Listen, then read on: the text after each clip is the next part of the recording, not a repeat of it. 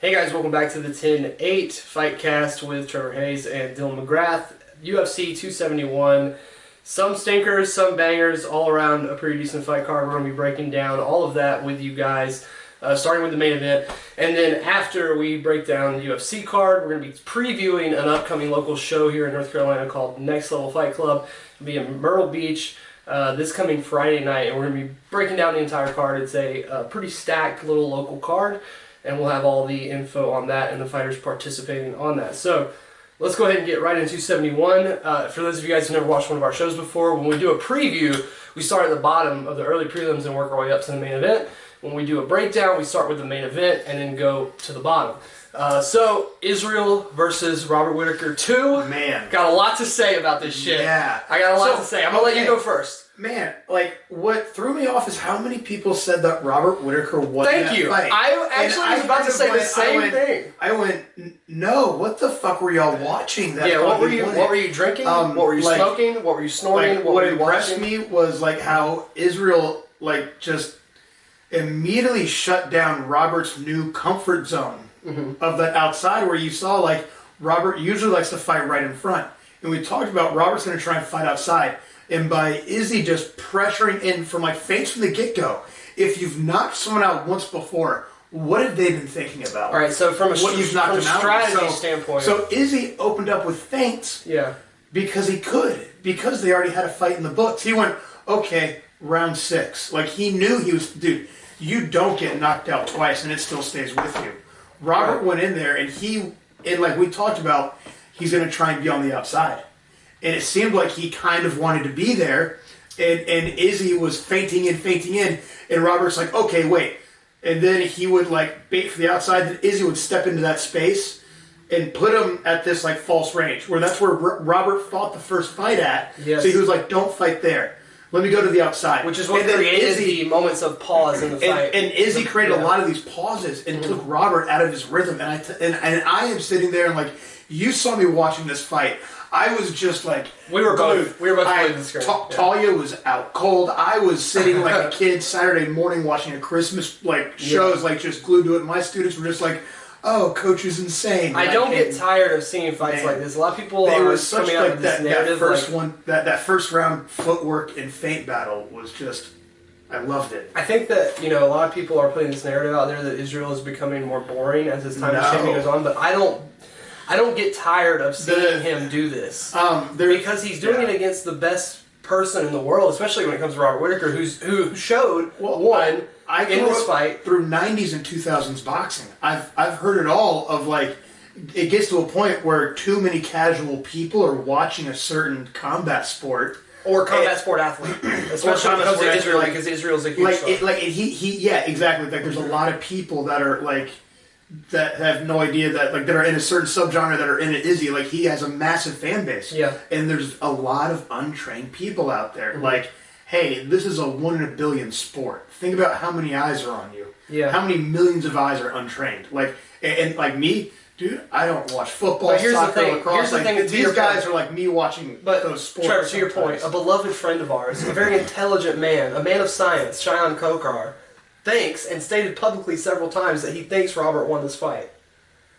And this is like the kind of, it's not just casual people that are wrong about this. As a man who has experienced some serious CTE in his life, that boy needs to get checked out. I don't know if, Cheyenne, by the time you hear this, if you've rewatched the fight and had a chance to do so with a Let's do this. We have the pay-per-view ordered here. Like, let's get Cheyenne and I to rewatch this fight and just go like, okay, what did you think? Here's the thing about this fight. From a strategic standpoint, Robert Whittaker showed that it was strictly his strategy and approach in the first fight that made him look like shit. Yeah. Secondly, to your point that you were making about the exchanges on the outside, what I saw when I was watching the fight was almost on the same plane as you, but not from Israel's perspective, from Rob's perspective. Right. What I saw is a guy who knows that he has to fight on the outside to try to win. No, and that's what I knew like Robert had to do. But Izzy knew that as well. He did not fight like an outside fighter. No. He fought like a guy who fights on the inside. Well, he fought the outside game against an outside fighter. Yes, he always had those moments of success, and they mentioned it on the commentary, which was awful for this fight. It was some of the worst commentary I've ever heard in a main event besides like Hanato versus Young. I drowned it out so hard. But I listen. I can't help but listen to it because I want these guys' jobs, so I'm listening to them all the time. That's why I put myself in a different planet. Like when I watch these. Michael Bisping and Daniel Cormier were like convinced that Israel was winning the fight handedly, and most of the time he was. But they were saying shit like Rob doesn't really throw straight punches, and he's not using his left. And I'm like, the last 3 fights he's basically won with punching motherfuckers straight down the pipe. Yeah, exactly. Oh my god, taking him down. He has some of the best up punching in the game. But he would get to that point where he would have success. This is the first I've heard that because I didn't pay attention to the commentary at all when that fight was going on. Yeah, Bisping's getting a lot of flack for how he acted during the commentary because people thought he was obviously quote unquote so biased for Israel. But Daniel Cormier and John Anik are the real stinkers of this situation. Let me tell you why. One, DC, very obviously not very well researched on the second best middleweight in the world in Robert Whittaker if he thinks he doesn't throw straight punches. 2, John Anik randomly bringing up a text message from Joe Rogan to insert into the call of the fight and have everybody talking about this hand thing, which I've also never noticed either, but I went back and watched a lot of Israel's fights and he does do that. He does it. He did it way more in Robert. Yeah. He did it way more against Robert, and it makes sense for a kickboxer to do it because those big gloves, your hands can get kind of lost in them, and they don't feel right, and you're kind of constantly pushing them back. Even when I'm hitting the heavy bag. MMA gloves are like you're always playing with them a little bit. Right. Like, it's like a weird feel, like around when you want to crack someone, like you just kind of want to pull it back a little bit, and you just want to like. So it gives he's pulling to get a better grip. For that when it comes to the scoring of the fight. Mike Beltran, who we made a big deal out about judging this fight. He was judging it. And he had the best scorecard. And everybody's saying he's got the worst scorecard. He only has Rob winning 1 round, but... It was the 5th round? It wasn't the 5th round. That's what makes it a little weird. That's what round? I think he gave him 3. Which is the round where he had 2 takedowns. Yeah, okay, he had 2 takedowns, but he didn't really progress anything with it. Here's the part of the conversation of the podcast where we talk about takedowns and what they mean in an MMA fight. Right. So... for those of you who watched that fight and you were like, why don't Rob's takedowns count for anything? And I'll tell you why. It's because the sport is not rooted in wrestling. I know that wrestling is the meta and everybody thinks wrestling is the #1 thing. However, it wasn't what the sport was founded on. Yeah. The sport was founded from a perspective of jiu-jitsu. And in jiu-jitsu, takedowns are not as valuable if the guy gets, they're basically nullified if the guy gets right back up. You have to have control for about 3 seconds of control. John McCarthy helped design the rule set, but you got to remember, it was Hoist Gracie and his people, all the Gracie family, that were really involved with this whole thing. And I think that a lot of people what did they count it up? Oh, I actually could probably tell you that because I saved the. Because that's like the interesting point. Because I remember the 2 takedowns, and it was pretty down up. I think it was like maybe a little bit of work on the cage to get back up. Otherwise, he was off and back to striking. I have strike numbers. I don't have control time for either guy. But that's about right. Yeah, here's the thing. I just don't think there was any meaningful control from Robert in the fight at all. 2, there was a point in the fight where he was threatening a submission, but I was listening to Jack Slack earlier today, and he was talking about how Israel's defense is to go to quad pod is what you would call it, like tripoding, but with both your arms, and try to build your base up from there. And that's traditionally not from a jiu-jitsu perspective. That's not what you want to do. But not everybody you go up against is a jiu-jitsu black belt who can capitalize on something like that in the middle of a championship fight. Right. So he's gotten away with that, and I feel like he did give his backup to Rob at a certain point, but he was never really close on a choke. Like, he was threatening a choke, but that's not enough for me to get around. Izzy does a phenomenal job of chaining together just what he knows. He's always building up concept fundamentals. He never gets too stuck on one position. And that's something I preach. It's like, hey, don't get caught up in the wrong fight. Here's another thing. And Robert he always goes for immediate control. Yes. And you can get stuck behind that and ride yourself in bad positions. It's not like he wasn't trying his damnedest to But it's tough when you feel someone's always defending. You're like, oh, well, if I let go, though, then he's going to be they keep adding those steps on, they get ahead if he loosens that grip. So it forces him to keep holding on to certain spots. Right. Does that make sense? Yeah. Because if you let go, then you're really fought, as much as he was still getting hit on the brakes. Yeah. Or Izzy, when he put that elbow inside, instead of I appreciate that, fill that space, and Robert would put his face in, and he would just put the tip of his elbow out. Well, he hit it with Robert a knee would go, standing. I've never seen a man juke that hard, at that level in a long time. Well, you saw Robert bite and just go, he used the same technique with a knee on the inside from standing and hit Rob inside the face with a knee from standing sideways. Not straight down the pipe. He brought it around, which is crazy to think that this guy can do that. But the height discrepancy was a pretty big deal. And I think that's one of the reasons why Rob, he got to that point where he had success with the right hand coming in, and he got to that third step, which is where he got knocked out in the first fight coming in, and he stopped. Yes. And he was like, I can't go any further. This is the danger zone. Yep. But that's what creates those pauses. And on those pauses, Israel just front kicks your body. Yep. Or he, kicks your leg or whatever. He doesn't just let the action stop, but that's what Rob was doing. He was stopping and trying to reset. Yeah. And Israel's not going to just let you reset for free if you're already that close. So I think that's what caused Israel to inch away further and further. But I just don't think that most people who like Robert Whittaker, true Robert Whittaker fans, I don't think they want to see him win the belt in a razor-thin split decision that could have... I feel he did about all he could do. Right. Without, putting his health on the line. He fought the fight he had to, because you can't go that balls to the wall with Izzy. You just can't. You can't. And a lot of people think that it's timidity, because Israel's winning these fights, they think it's timidity on Israel's part, but this puts other fighters weird, because who the fuck else gets past Whittaker? Whittaker is now the perennial going to be the perennial gatekeeper. Well, he'll beat a guy or two, and then they'll put him back in there with Israel. Is what will happen. Yeah, I got a feeling that'll probably be him and Brunson next. That's a cool fight. Well, that's a rematch, right? Mm-hmm. Yeah, two very different guys from when they fought the first time. But here's the thing about that perspective. I don't know what it would be called in philosophy or psychology, but there's a principle of less is more, and you always kind of hear that. That definitely applies to people watching fights when they're watching a fight from a biased perspective. When someone is getting dominated throughout this round as badly as Robert was, and then he has a moment of success, like a takedown, it seems like it's way more valuable than it is. Yeah. And I think judges fall prey to this too. I don't think it's just people who watch MMA. I think it's judges too. Well, because they remember that over everything. Especially if it's at the end of the round. We were talking about Yoel Romero in the last episode, how he kind of made a career out of this. I'll say, man, the main event, the judges are tired. I thought the judging was perfect on this. I thought the judging was very good on this. I don't like 49-46. But I'll say, sometimes I like Mike judges might miss stuff, or some of these judges, the end of that, they've seen so much, they only remember certain big moments, and they get lost in entire fights sometimes. Yes. So but I had it 4-1. I had it 4-1.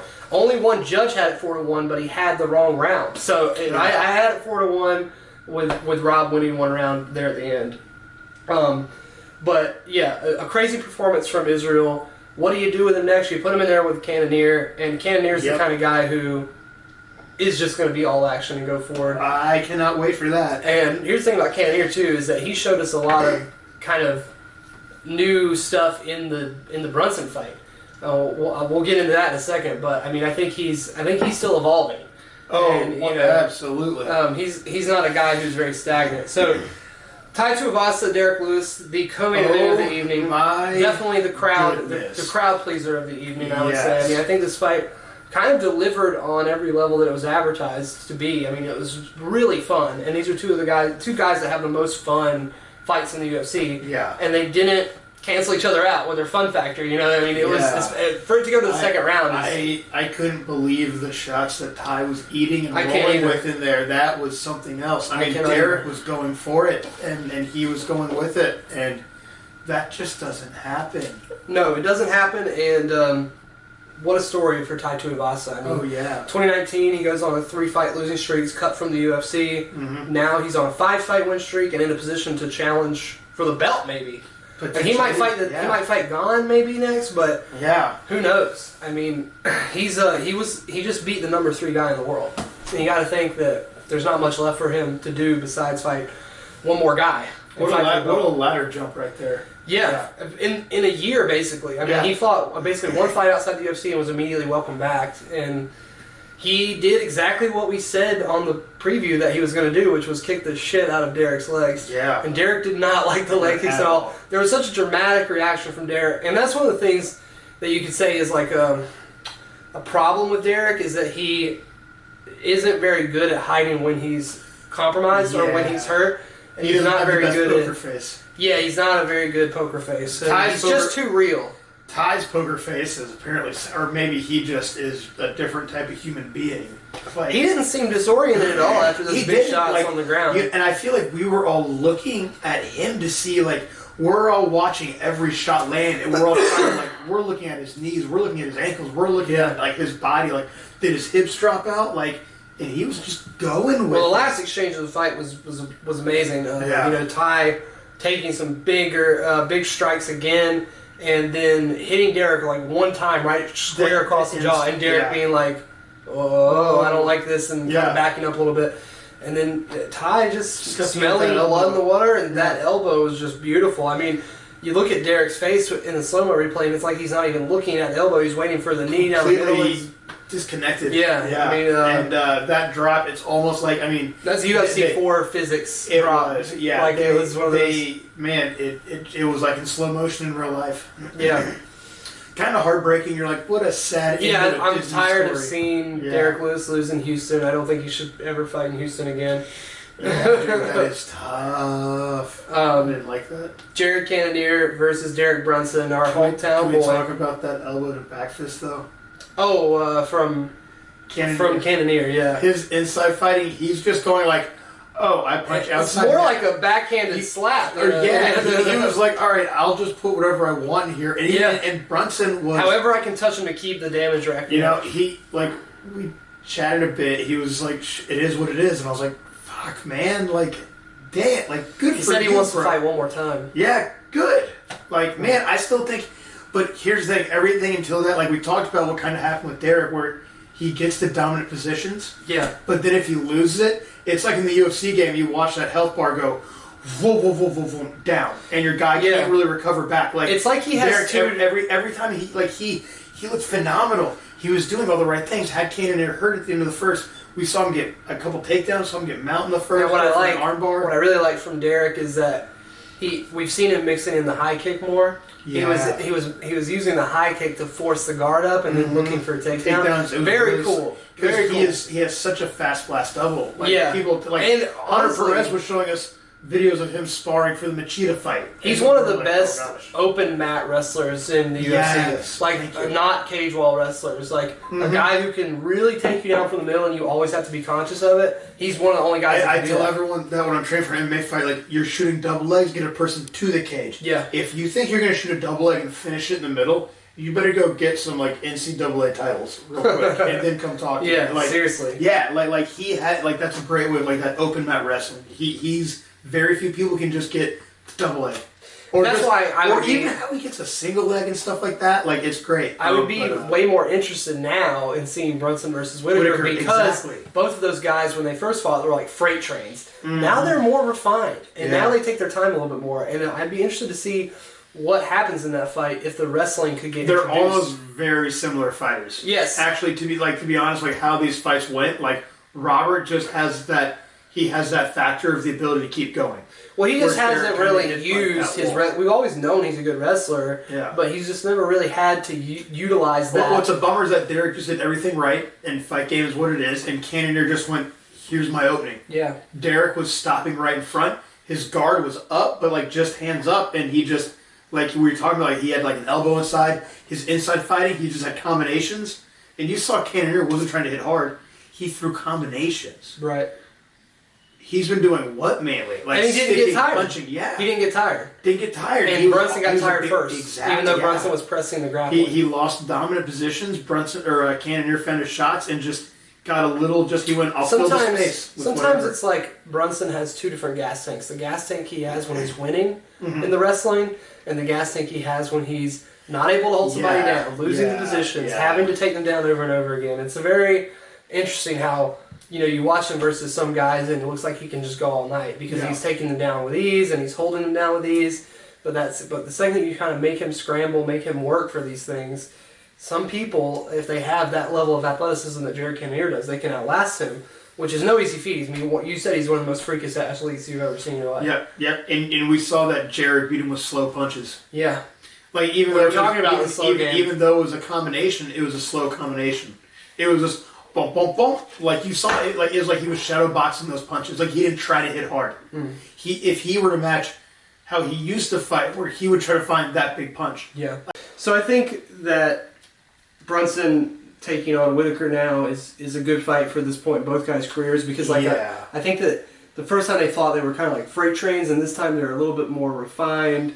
They take their time a little bit more. They're very similar of each other. Like they really are. Like now watching Brunson fight Whittaker fight, and I'm like, man, it's a very similar. It'll complement each other really well. I think that'd be a great fight for Brunson to go out on. If he is going to fight one more time. That's what we said, but you never know with these guys. Sometimes they fight for 3 more, sometimes they fight for 10 more. Maybe we can ask him on Friday. Hanato, maybe we'll see him on Friday at the show. I mean, he's usually at these things. So, Hanato Moykano taking on Alex Hernandez. This was a great fight at lightweight. Hanato Moykano looking much improved at the head movement at lightweight, and we think that's a problem.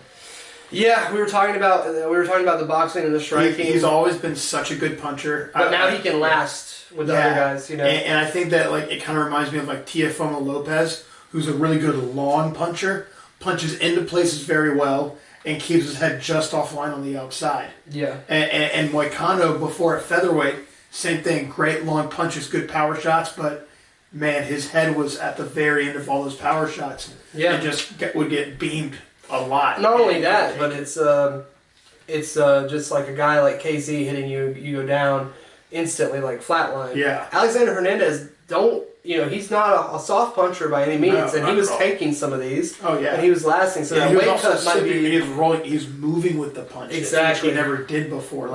When you move offline with the strike that's returning, you're not taking the whole strike. And you were saying you like him as a new dark horse. Yeah. I mean, we saw why am I forgetting the current lightweight champion's name? Chucky Olives. Yeah. Charles Oliveira. Oh my gosh. Look what getting big did for him. Made him world champ. Do I say Moykano is going to be a world champ? No. I think he's going to make a splash into the top 5 faster than you know it. Right. Yeah. Yeah. I mean, that's a good win for him. Now he can kind of enter the top 10, basically, of featherweight. I think that was like a top 15 fight for him. I think he's Hernandez is definitely back to the early prelims. Yeah, after all that bitching, he's getting a bit. But we talked about it. It's one of those things where you get to the show just a little too early. I don't think anybody's disputing that Alex Hernandez is a good athlete. He's legit, but he should be on the. It's sorry, man. But you had a good entry, but you got time to grow. If you play your cards right, you could be in the UFC for 12 years. Yeah, he's a young man. Could be the next Jeremy Stevens. Yeah, one of those guys that they always call up. And they're always willing to pay because he always puts on a I think he might be a smarter version of those guys. But he might look ahead a little bit better. He gets rocked, then he gets his back taken, and then he gets choked out by Hanato, who goes on the mic after and delivers an absolute tirade.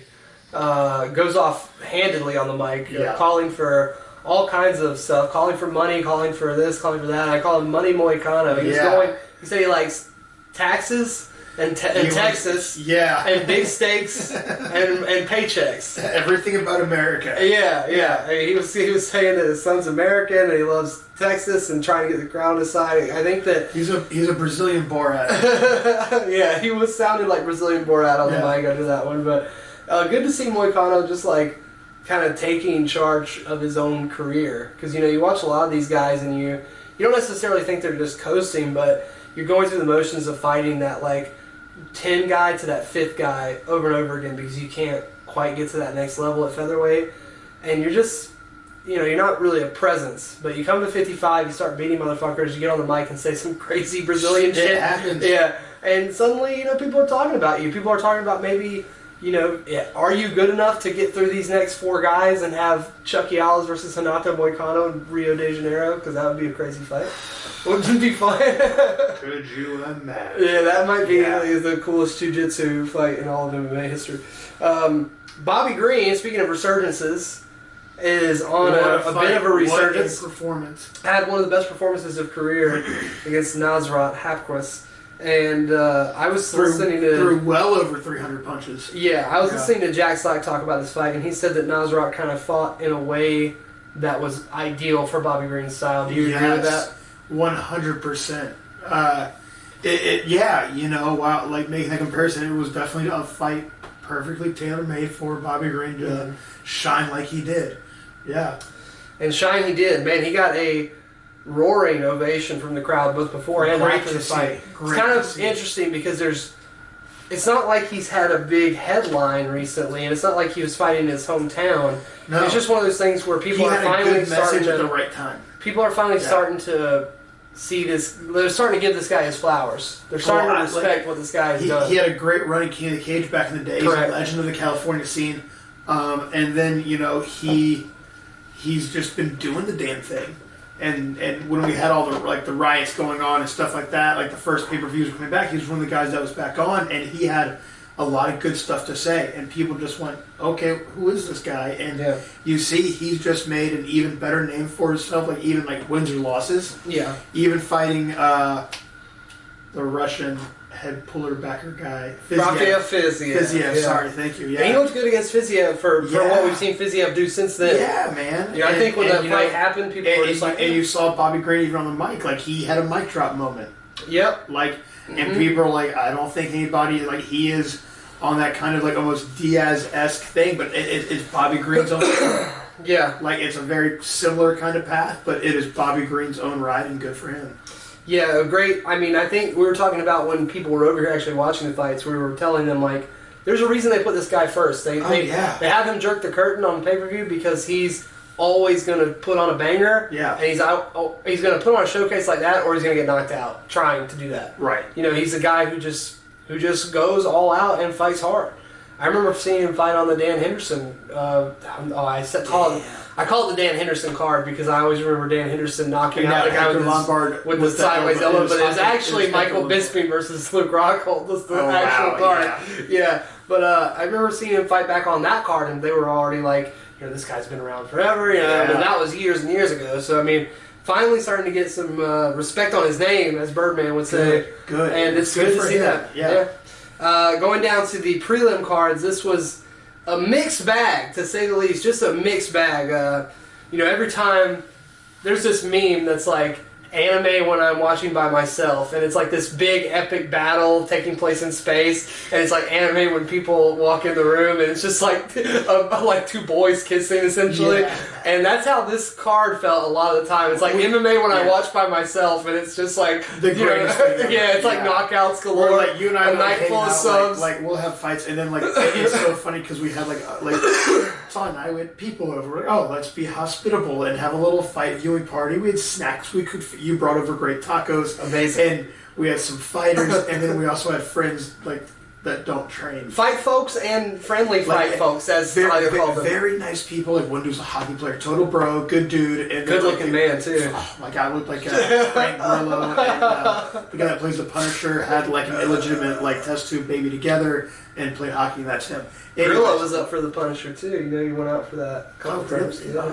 He was one of the guys who I think he auditioned for Punisher Warzone when Thomas Jane dropped out. They did that Thomas Jane Punisher movie, and they brought him the script for the sequel. And he threw it out. We were trying to like the fights were like weird ones to explain to these people because we were just like, yeah, we do this. And this is one of those fights. Yeah. Andre Olaski versus Charade Bandera. One of those fights where you really just have to explain. Look, this guy's 85 years old. You know, it's incredible he's able to used to have a TV line after RCA. Yeah, he had to talk about the TVs. And I brought that up, and like they looked at me. Nicole loved the TVs. Like, and I just went, I don't know why I said that. I'm out of words. Bandera looked like he put on like 30 pounds since his last fight too. Like he looked completely different. I honestly had no idea who the hell that guy was. He just looked completely different than all of his like preview pictures. I was just happy to see our Velasco out there. Was like, man, fuck it. Like I'm just fighting, bro. Like whatever, he's done it all. And honestly, I think he landed some shots that would have put a lot of heavyweights away. Oh, yeah. But Bandera's a tough guy. Oh, yeah. But, ekes out another decision. Shouldn't have been a split. Was a split. Horrible judging on that one. Yeah, that was just, in my opinion, very one-sided. Speaking of decisions that were split that probably shouldn't have been a split, Modafferi versus Casey O'Neill. I couldn't believe that was a split. That bodes so ill for the main card. on the numbers, you'll see that Casey O'Neill still absorbed over 300 strikes from Roxanne, and so it's hard to. And it's one of those things. It's like where technically Roxanne did land more punches overall, but look at what Casey did to her. Like the power punches and counter punches, significant strike count.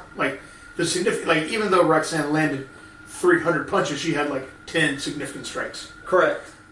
And then Casey O'Neill had been a big puncher. 130 something significant strikes. Like she busted. Yeah, it's Roxanne. really. It's really hard to quantify like what is actually doing more damage, right? Or what is actually affecting the fight. It depends. I mean, where you see sometimes like there was, anyway. And it depends on like the person that's sitting on the jab and the person that's on the other end of the jab. Where when you have Pena versus Nunez, two different tails of the jab. Right. Where with Roxanne Modafferi, she couldn't be a striker if she decided to strike from birth. Like some people just don't have that thing. She was always going to be a grappler.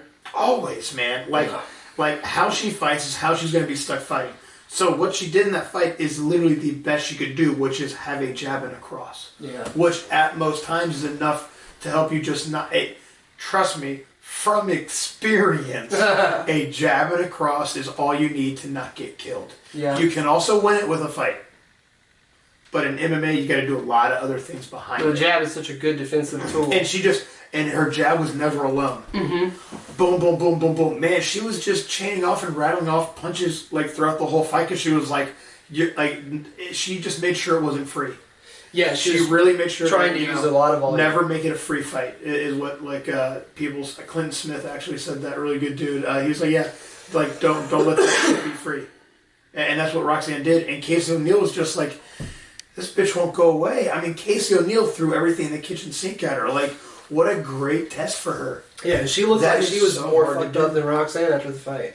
Oh, I don't know, man. Like her Roxanne's face was like, yeah, she kind of had like a busted nose and eye. Yeah. Roxanne's face was slowly turning into a tomato in a microwave. No, it just looks like that. Yeah. It looked like that before the fight.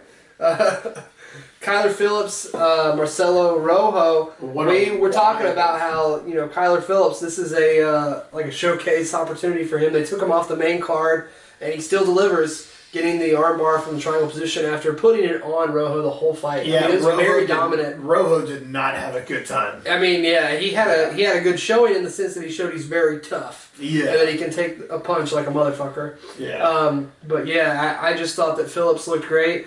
Almost like too much volume. When I saw his highlights. I was like, I think I remember those. And I was like, shit, I see why they wanted to put him on the main card. Yeah, well, one, he's a banger. Two, he's very high volume. I think we're going to see him probably co-main a fight night next. Yep, that was my call too. Either main or co-main on a fight night card to give him a little bit more shine or steeze, especially if you put him on there with a big name as the main event. He's one of those guys that you watch and you're like, damn, I'm curious to see what happens when he comes up against a guy who can actually defend against his striking or can hang with his striking. Will he get tired? Because it's a lot harder, to get tired when you're just putting it on a guy like that. He was hitting flying. He's hitting everything you wanted. Nothing stopped. Exactly. Yeah.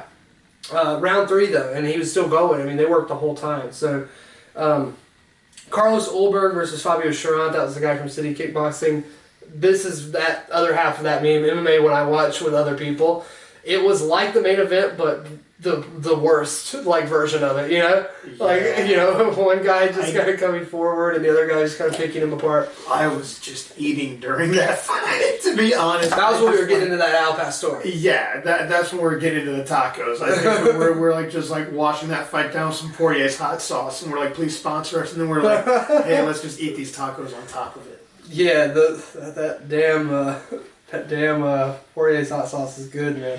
Hey, I wasn't mad about it.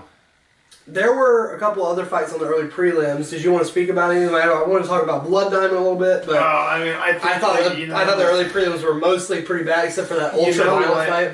The Russian and the Brazilian. They had that ultra-violent. Oh my fight, god! right? Yeah, the one where the Russian came out. Who was that? They're right there on the page. What were their names?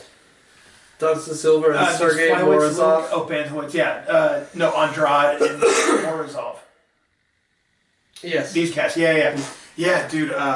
Morozov came out and just bloodied up. And then you really think it's over for that Brazilian. And then he just came out, cracked him back, took him down and choked him. Could you Brazilian style. It? Yeah. Like, that was a great fight. Okay, I was sitting there and I was like I was house bitching it up, finishing up cleaning and cooking and stuff like that. And then Talia was really like, she'll get into some fights and it's really funny, but also when I hear, oh my God. And it was the first round because it was getting mauled. She's like, I can't watch. This is so bad.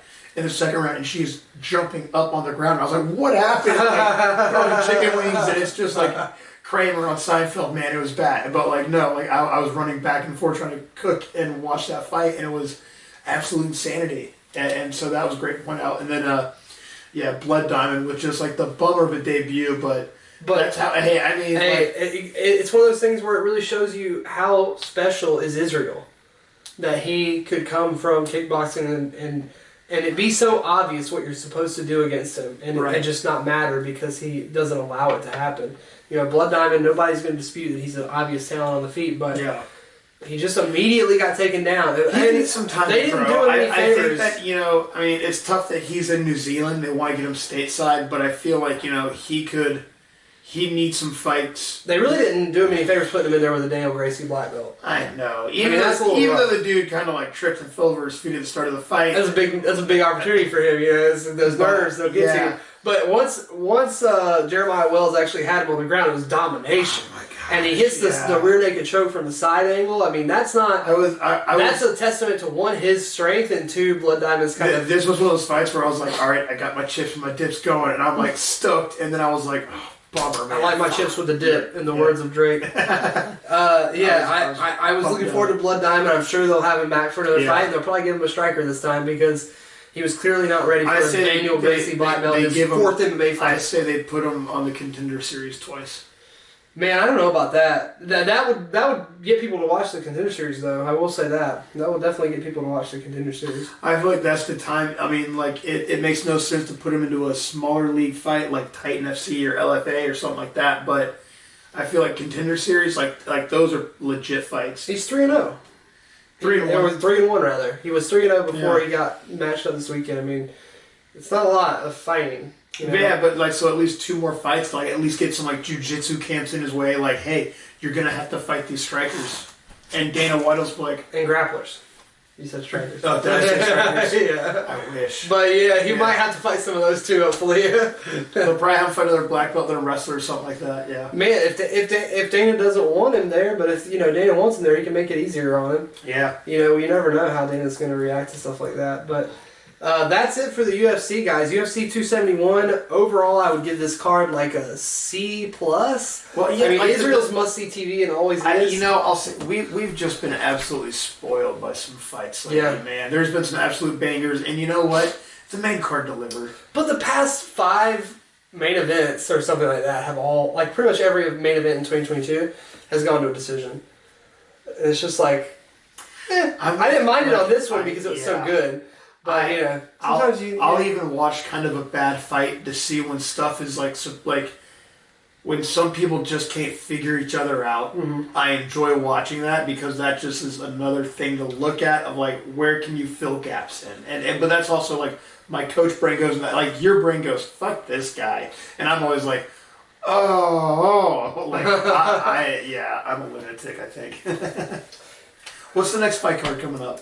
The next card, the next big boy is Colby versus Jorge Usman, but there's something in between there.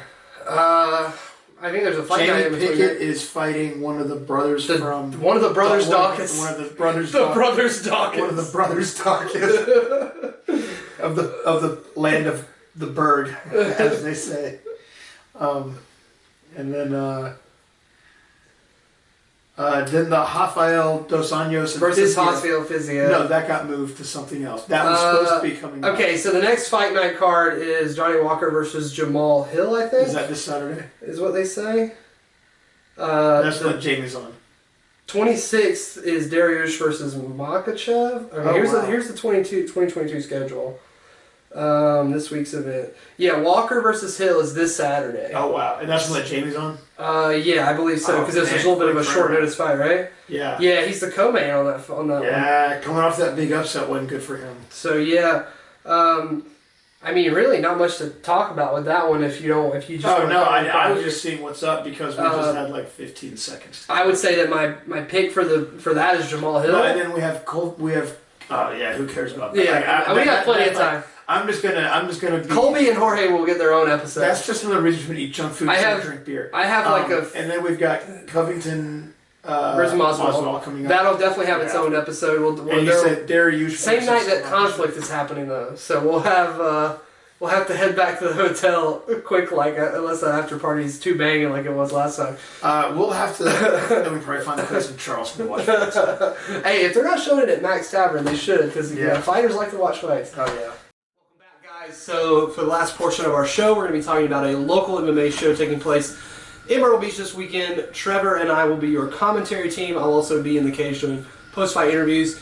I'm probably going to bring this camera along. We're going to do a little live experience for you guys, like a little vlog or something like that, just so you can see. Check in with some of our favorite fighters there, what our lives are like at a fight. Well, it's like next level fight clubs. We've been to enough of them. We know enough people there. We're just like, oh, hey, dudes. We're very comfortable there. We're very comfortable there. That was the first live event I ever attended for MMA, was Next Level Fight Club. And it was that time that 7. I don't remember if it was like a good night or it was the night that it was a bad night for you. Or no, it was a bad night for John Schell. And you were in the corner. That was the first time. Because I had 2 fights. We went 0-2 as a team that night, and I was really bummed out. Yeah, I was there that night to see Cody. I think he was the main or the co-main. I think he guillotined James Rosnick in 13 seconds or something like that. Yeah. No, I'm just kidding. It was more like a minute. But the next time I cornered at Next Level, I went 4-0, 2-0, and 3-0. That's the only local show that I've ever been to where I didn't have a cage side pass. Really? Because I hooked up with Gene the next week after that show, and he was like, You should just do this. Pretty much what I'm doing now. He was like, you should just do this. And so I just was ringside for the next one, ringside for the one after that, just doing videography stuff with him. And it's just been downhill from there. So it's an Ami card, pro card split, which I love because, we do a lot of shows with Fight For It where there's mostly Amis, and then we do Conflict, which is mostly all pro. Mm-hmm. And then this is a nice little mix. So we got some guys that we know super well early on the card. Starting off with Too Strong, Dalton Taylor taking on Caleb Harris in a rematch. They fought at Fight For It last year in October. No, they fought on the. It was the one before that. The first show. The first show back for Fight For It. We were commentating, and Niche was on it. Yeah, Fight For It X. Dog came and was yo, we got to talk. And I was like, man, what's up? He was like, you were honest, and it hurt, but I appreciate it. And I was like, sorry? Yeah. Dalton lost that fight after he was eye-poked. Yeah. And the fight was ended in the 4th round, which made it go to the scorecard for the first 3 rounds, declaring Caleb the winner. And he became Fight For It heavyweight champion. It was a bummer because Dalton was just getting a good groove. He was just getting started, yeah. He was getting frustrated with Caleb being very relaxed. Yeah. And just finding simple boxing. And Caleb has a good extensive boxing background, trainer or one-on-one boxing coach in Virginia for a long time before coming to Matrix MMA, which has been doing a fit. Just out of nowhere. just poof, here's Matrix MMA, and they're just pumping fighters out, and they're doing phenomenal killing everybody. Ring control and cage savviness for striking. It's a solid rematch. I think it's the rematch that did need to happen, especially for Dalton to prove to himself that he is doing the damn thing. Well, it's one of those things, right? We talked about this on one of our preview shows for the Scrapologist last year, that when it comes to amateur fights, you just really don't. You don't personally care to see amateurs rematch in their amateur career. Why is this fight different for you? It's just because I don't know. I'm trying to hype up the fight. No, but do you really feel that way though? No, I think for this fight scene, for people that just do stuff in the fight scene, that's the fight you got to do. These are fights for like, I like it because to these guys, this is, okay, well, I know, like, to Dalton, he'll make it into something, it's a thing for him, and the same thing for Caleb Harris. It's just a rematch. It's kind of just like, Caleb's like, all right, dude, like, I beat you, I'll do it again. Like, he's going to prove a point, and Dalton doesn't want to feel like he robbed himself for bad performance, I feel. Like, you know, and these are two guys who, they say... Also, the heavyweight fight scene, who the fuck else is going to fight each other? That's another thing. That's like, I mean... What are you going to do, convince Joel Suggs to take an MMA fight? Yeah, I mean, yeah, what? Okay, like, yeah, no, like, I mean, Dalton, there's nothing else Dalton's going a guy who... So for heavyweights in the fight scene, yeah, I'll say it's just the only heavyweight fight that good that's going to make a deal for, like, two guys that might want to go pro soon. Well, here's the thing. That's what I was about to mention. Yeah. It's one of those things where I don't know if Caleb Harris wants to go pro. That's the thing. He's retired, twice as an amateur. Yeah, Dalton's talked about he wants to go pro, and he wants to kind of just like, right, I don't give a shit. And that's weird considering how their first fight went. The guy who is kind of just chilling and relaxing, kind of put it on this guy who's supposedly, you know, going to be champ one day, or at least, you know, in the show. Mm-hmm. I don't know what to expect out of this. I think that in the first fight especially, Caleb was utilizing leg kicks very well. Mm-hmm. And that's part of the reason why Dalton was getting a little frustrated too, was that he was being stopped. He was being stopped from coming in, basically. And I think Dalton has the knockout power to knock anyone out. Any man. Yeah. Well, he can just believe in like some faster combinations. Like I was like, oh, when he put some combinations up and got busy, like I was like, Caleb didn't like getting hit by that, but it was too little too late. Right. And I think maybe he can come out with that a little bit earlier, and I think that his speed might give Caleb a problem from the get-go in this. But let's see where it goes as the fight goes on. The last time it was the fourth round? No, end of the third round, right? That happened? It was the fourth round because they judged the fight based on the first three because it was a 5-round championship fight. Yep. So yeah, I'm just hoping we have a great fight because, you know, with heavyweight amateur fights, it can go either way in terms of that. But Dalton needs somebody who usually has pretty entertaining fights. So I think we'll be all right in that department. Then your former Padawan, Roland Mazel, will be taking on Maurice Morris. A 2-2 versus an 0-1. I'll say this, you know, this Maurice Morris, he was on the last card, correct? And he got out of prison. That's what I heard. We saw that, you know, he got some of that prison wrestling and can pick up a grown man and suplex him. He's strong. He is quite literally built. Here's what's interesting, though, is that was Maurice off the couch. This is going to be Maurice training at their fight camp with Josh Ox. Yes. And I saw that he is also, like, not only is he a former inmate, he is a former U.S. Marine Corps. Okay, but it's just like one of those things of, like, he's fighting a kid. Roland Mazel is like one of those guys where, like, as a kid, you have to learn how to fight men. And you know what's not fun doing is fighting men that have been to prison and the Marines and are training to fight, because, like, they might not be a pro fighter, but you gotta fucking put them away. And Roland's got a good trigger, but Roland's never looked better. Yeah, that's the big thing going for him. Roland is looking so good though. Like cool. Like, do I think that he should fight someone with more experience in this fight? Yeah, 100% because they've also had a lot of problems finding fights for him. They have, and so good. I say they, I mean Roland. Roland has had a hard time finding fights for himself. Here's what Maurice is going to do. He's going to come out and give Roland the fight that he needs to have, which is hard off the bat. Yeah. We know the guy can come out and throw hard and wrestle, and Roland has to be what? Patient and technical from the get-go, instead of just trying to strike or do something dumb off the bat. Like we've seen, like if he tries to be the one that engages the fight, he has a hard time leading that dance sometimes. Like, he does need people to come out and get on him. Does that make sense? Mm-hmm. And so I think, like, you know, Maurice is going to come out and throw something at Roland, and Roland's going to be intelligent, and I think just take control of the fight. We'll probably see a first-round rear naked choke. Or another head kick KO. Or another head kick KO. I mean, ever since he hooked up with Thiago, it's been... Or a step back right hook KO. Or a knee up the middle to the body. I really think that he has a lot of options to stop someone like Maurice. Yeah, he's a great striker. He's a great striker. And I think Roland does a great job of, and he's starting to realize it again, where he can strike forwards, backwards. Do you think where he can make a person literally step in, step back in, and they're stepping back into strikes, and That's where I see him catching. If he does win with a big strike like that, especially a head kick KO, do you foresee this being his last amateur fight? He'll be 3-2. He'll have enough. I mean, I would just say dude, it's like Bon Jovi said it best. It's your life. Go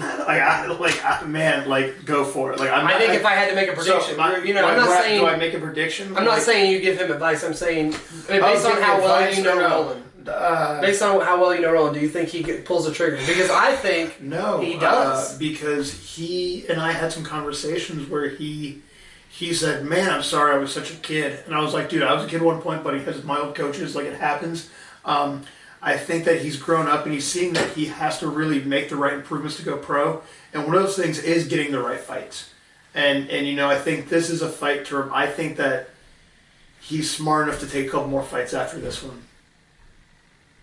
Okay. Yeah. I mean, that kind of speaks to it. I think he likes belts. He's a kid. He wants MMA. He wants amateur MMA belts to go and do his pro fight resume.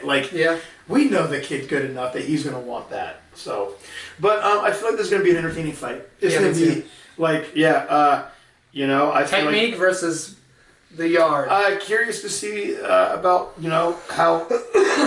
how Maurice has changed his yard skills, and we'll see how it goes. Because I thought it was fun as hell to watch him fight last time. If I see Roland when he was, as they say... Here's the thing. If Roland knows if he gets suplexed, I'm laughing during the commentary. It's going Roland, get the fuck up. As they say, when you're in the system, he was looking good fresh out. He was fresh out. And I was like, man, he was diesel as fuck. And he was throwing guys around.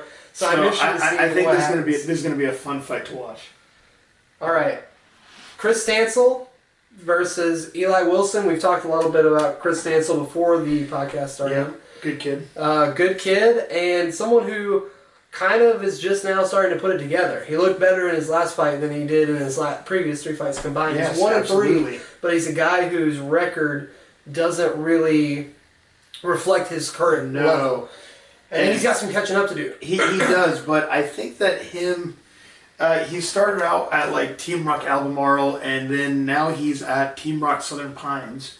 And I think that he found someone with Isaiah Monroe that he can relate to physically and athletically. Isaiah's a beast.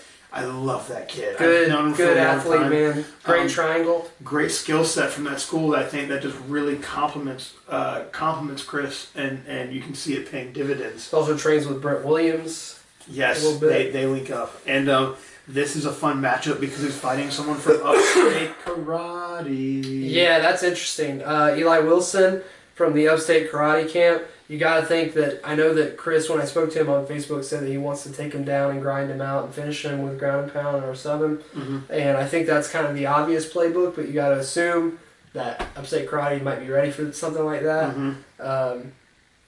Eli Wilson, did you have a chance to find and watch his first fight? I saw that it was up, but I didn't watch it. Was it standard Upstate Karate fashion? Pretty much. I mean, he looks pretty good. He also looks pretty strong for his frame.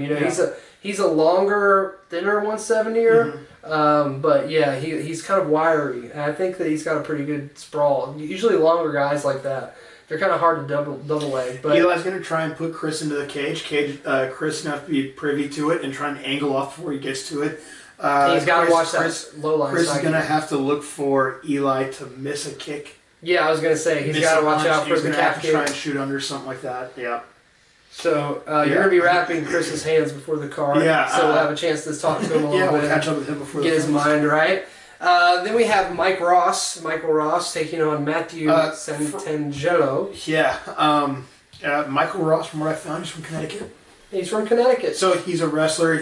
We had a few mutual friends in common. I see that he does get to train with some professional fighters. He is an active collegiate wrestler. Oh, okay. So I did see that he's an active collegiate wrestler, and he is actively training. For the past couple years, in between wrestling seasons, he's been doing MMA, and now he's making his debut. And making his debut on a Next Level Fight Club show all the way down here in South Carolina is pretty interesting.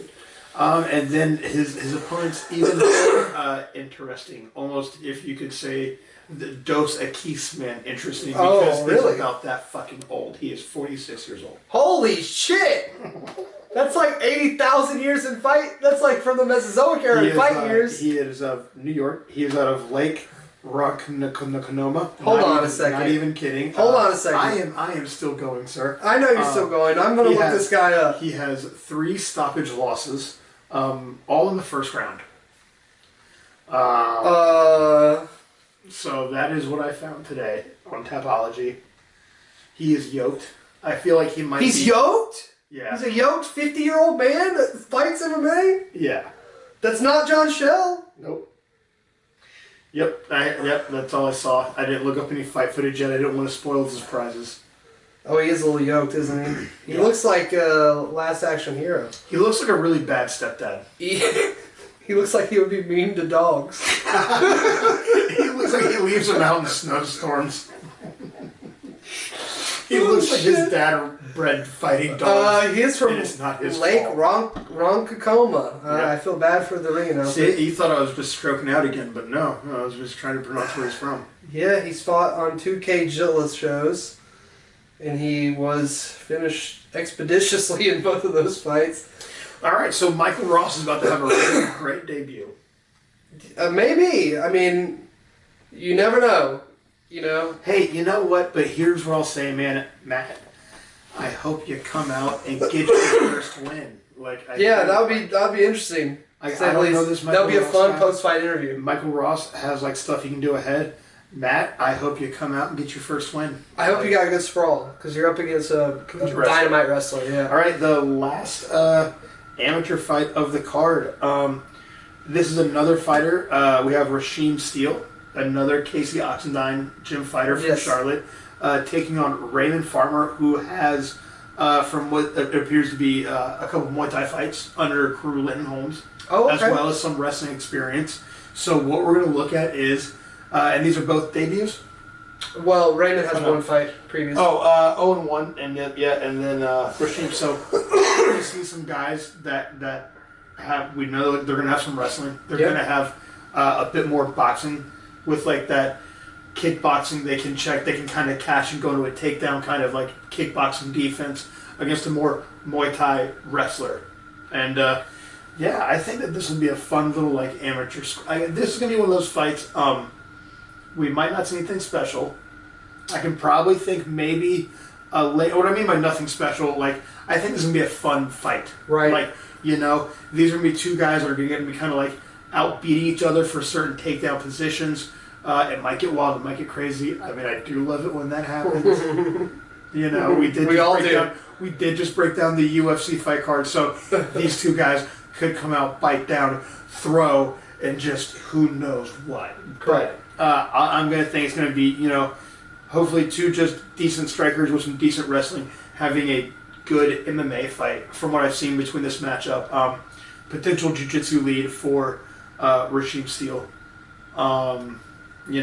Could just hit the ground, pop up submission, stuff like that. In amateur fights, doesn't that happen so often? I mean, it happens a lot, I can see someone's back getting taken either side. I can see someone getting caught, someone hitting someone, getting a good takedown. These are 2 guys that kind of just complement each other. Head kicks are a go in South Carolina. That's one of the things I like about South Carolina. I see this matchup and I'm just for the people in the audience, this is going to be a fight that they're going to be oh, cool, that was a good fight.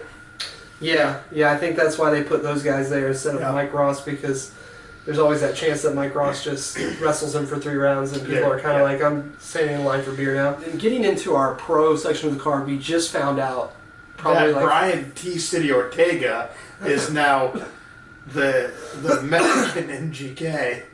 He just got his girl's lip tattooed on his lip. On the inside of his lip. I was I'm sorry, I pulled up my phone during the little break and then I went, breaking news. Brian Ortega has a lip tattoo. Has let me down. Has let me down again. The fight versus Holloway wasn't enough. It just happened again.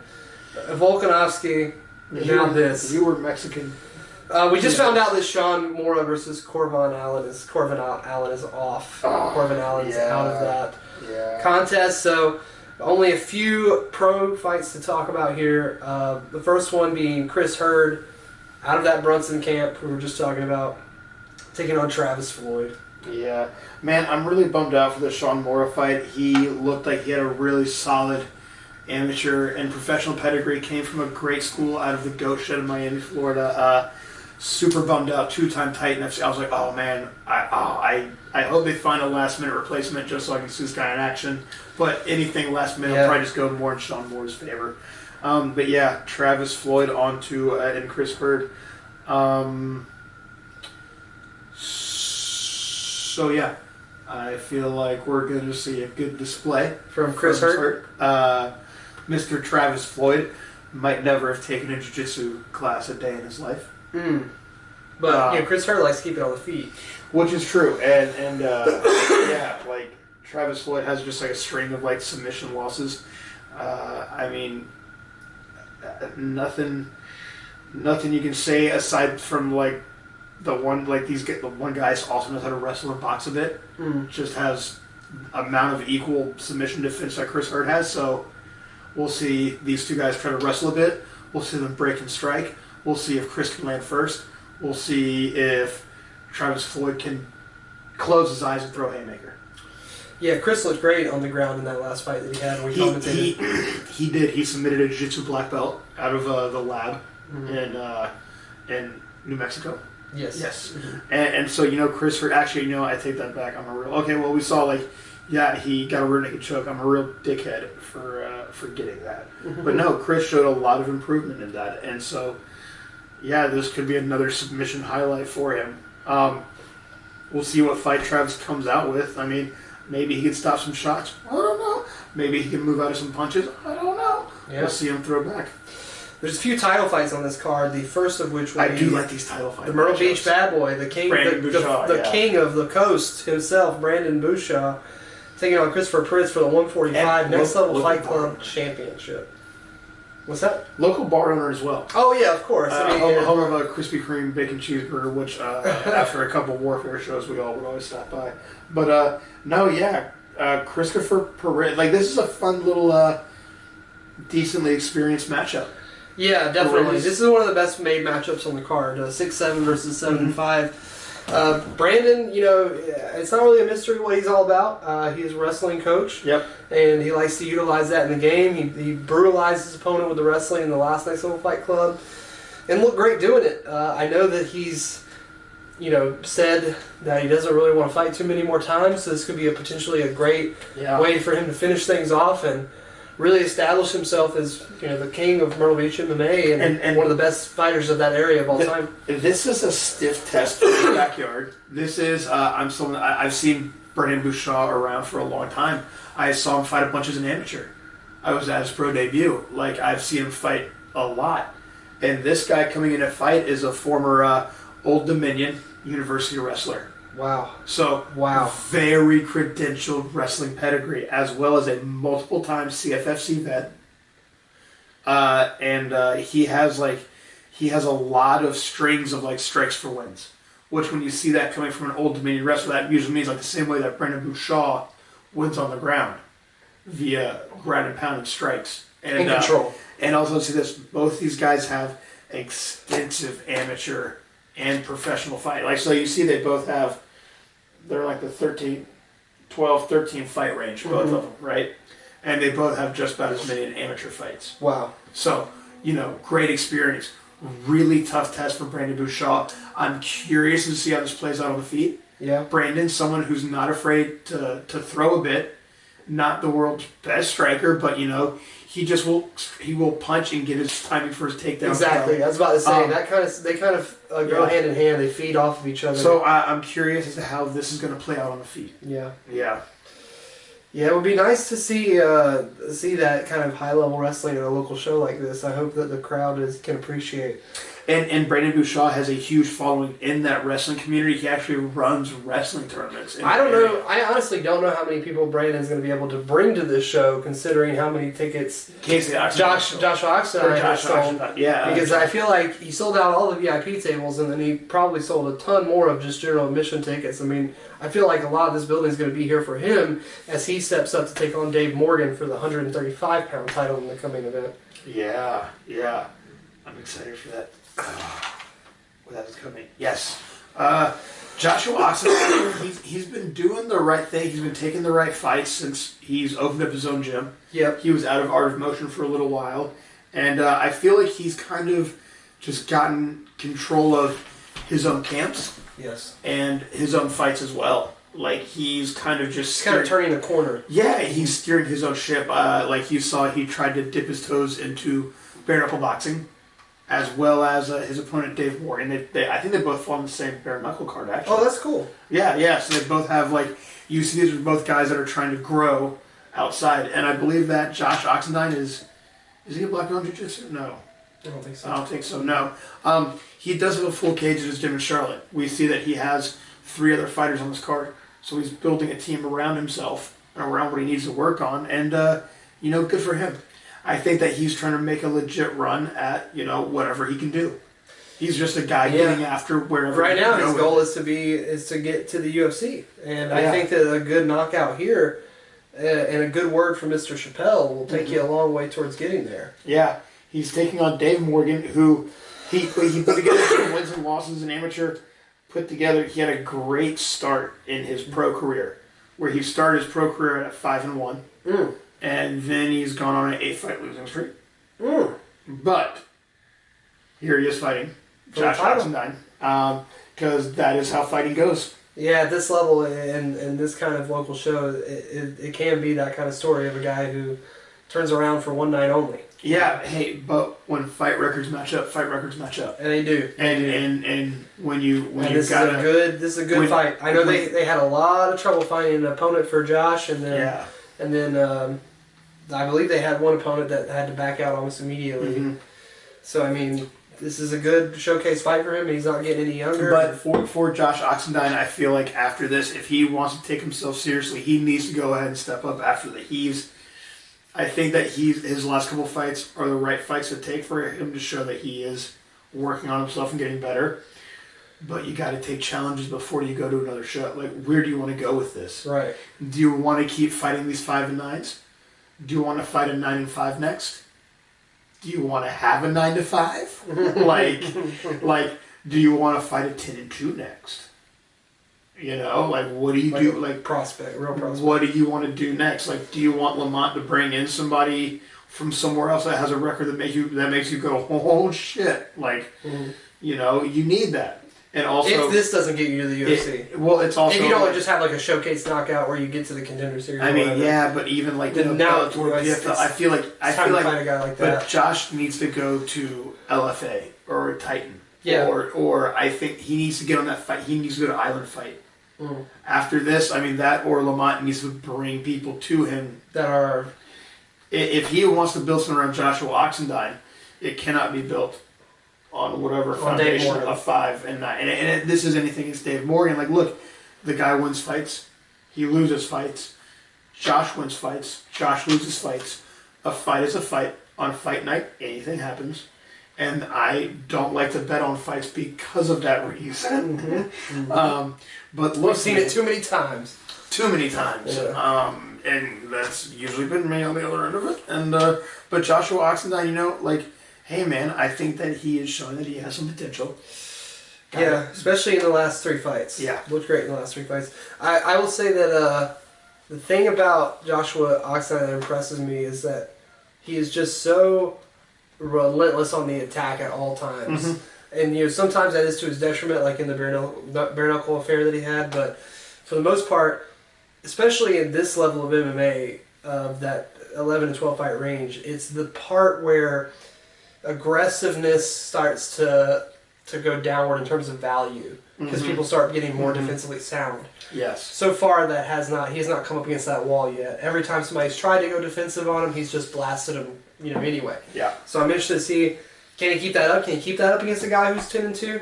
I'd love to see that before he goes off to the big show. But he needs a few fights like that. We've seen it before. A big finish on a Next Level Fight Club card can get you to the show. Yeah. Because think about Alan Crowder powerbombing Chase Gamble through the octagon like the fucking Undertaker. Yeah. And next thing you know, he was in the UFC. So Jamie Pickett. Went from Next Level to the UFC. Yep, Greenville was his last fight, and then he went to the Contender Series. Yeah. I think that was Next Level Fight Club 10. Yep. 10. And then in the main event, a local, Myrtle Beach combat sports kind of celebrity herself in her own right, Fatini Candres, taking on Ivana Coleman in a 130-pound affair. Yes. Obviously, for people that are local to Myrtle Beach love Fatini, which is why she's in the main event. Mm-hmm. Had her last, her debut on the last Next Level Fight Club card. She came up another short. Yeah. Fought another one. Yeah. And was basically just controlled with the wrestling, which I feel like Fatini is primarily a striker. Would you say? She's got some really solid boxing. She and Chris Gadd have a great game plan. She works with Joe Selecki a lot as well. Yep. And she's a former IMMAF world champion. She won that tournament in Europe. I mean, she's got not only does she have more of a boxing background, like she has a boxing background built around MMA, which is very cool. Like even when she does kickboxing, she was like, I want to learn like how to stop kickboxing. She was like, I want to learn how to box into the pocket and frame people into the cage wall. Like, so she has a very funny, just like she's built all of her MMA around boxing because that's what she likes, and it's really awesome to see. I think she started out amateur kickboxing, and she's always been building up the right habits, and now I think as a pro, she's like, I just want to have a couple fights, and I think it's cool to see a boxing base for MMA. Yeah, and hopefully she'll get to see more of her boxing in this fight because she really just tried to throw and step and kind of step in, and she just got kind of stepped on. The wrestling was just too much. Yeah, she is a good pocket fighter if there's a fight in the pocket. Yeah, if there's a fight in the pocket. So hopefully we'll get to see kind of that against Ivana Coleman, who's a veteran of 11 fights. Yeah, and with that record, it's not the best record, but here's the thing, man. Experience is experience. She also comes from the Gladiators Academy from Slidell, Louisiana. And if you're familiar with Tim Kruger, he also produced Dustin Poirier. Correct. Now, here's the thing. Is this the next female Dustin Poirier? Not really, but guess what? She's fought Kat Zingano in her pro debut. It didn't go her way, but I mean, she's seen like a tough fight in front of her. So I feel like, for both chicks, like, hey, Teeny is someone that, like, she has a wealth of amateur experience. This other lady has a wealth of experience. Obviously, in other combat sports outside of pro fighting, if she's out of Gladiator, they fight and everything. And she comes to Louisiana where they just fight everywhere. So this is a very, experience. And I'm curious to see how this chick's MMA wrestling holds up. And what she offers Teeny and how she enters into that wrestling stage, because if it becomes a boxing match, that'll be a really fun thing. It's the most obvious thing to try to do, right? Yeah. Well, I'm hoping that Fatini Candres can get a win. I know it would mean a lot to her to get a win like that. I want to see her win too. As a pro in Myrtle Beach, I mean, I think we're all kind of rooting for her. So that will be Next Level Fight Club taking place this Friday in Myrtle Beach, February the 18th. Looking forward to it. Like we said, we're really comfortable at Next Level. We love going to Next Level and getting to work with all those people. And it's one of those shows where it is extremely close to our hearts as locals, but it was the first show that I ever went to that gave me that big local show feel. Like, this is a show that could be on Fight Pass. I agree, man. I think that's also what they're growing towards. Like, they're going to be making, I can see becoming the feeding ground for North Carolina fight scene, or the South Carolina, like this Carolina fight scene in general, as a really good step in that direction. We have that homegrown town of Derrick, Brunson, like Joe Selecki. We have a Upstate Karate. Yeah, Upstate Karate. Wonderboy Thompson. Chris Weidman's there now too. Jimmo's had a good run. Jimmo. Yeah. So next highest level, on, highest battle. I mean, hey, they're on the map. Shamik Harvey's up next, I think. Yeah, man. You're seeing more and more people move to the state as well. Malcolm Wellmaker's about to fight for the next level. NFLC is that in Atlanta? NFLC, or is it NLFC? NFC. Okay. Well, he's about to fight for their belt again. Okay. He's going to defend his title, and then maybe he's off to the races too. I mean, he's another one of those guys where it's just it's a matter of when, not if. Yeah. With those kind of guys. And Next Level, I think, has also the right production value and puts together a good package for their athletes. And I'm excited for the future matchups. And right now, hey, working with what you got. You got to grow up what you got right now. And we're looking at these amateurs on this card will probably be the ones that'll be helping get that push onto some Fight Pass cards. It's kind of the return of the Carolina combat sports in a way, because there were shows last year, but almost every show, the theme of it was this promoter's getting back in the game. Yeah. So now they've been back in the game. Now And the ball is starting to roll, yeah. which is why I'm very much looking forward to Conflict 50. I mean, I think that's going to be a great show. We'll have plenty of time to talk about that on a future episode. That'll probably get its own whole episode. Oh, yeah. Because there's a lot to talk about with that show.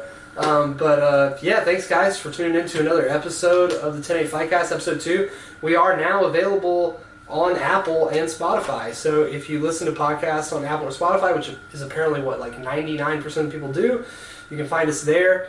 It would mean a lot to me if you left us a review on Apple Podcasts. That's pretty much the biggest thing that affects people being able to find you on there, or people being able to discover you through, say, searching MMA or boxing as a topic. So if you could give us a 5-star review if you like the show, that would mean a lot to us. Other than that, just keep enjoying the fights and yourselves, and we'll see you back here next week for a breakdown of Next Level Fight Club. Maybe we'll talk about the UFC a little bit as well. Yeah, we'll see you then.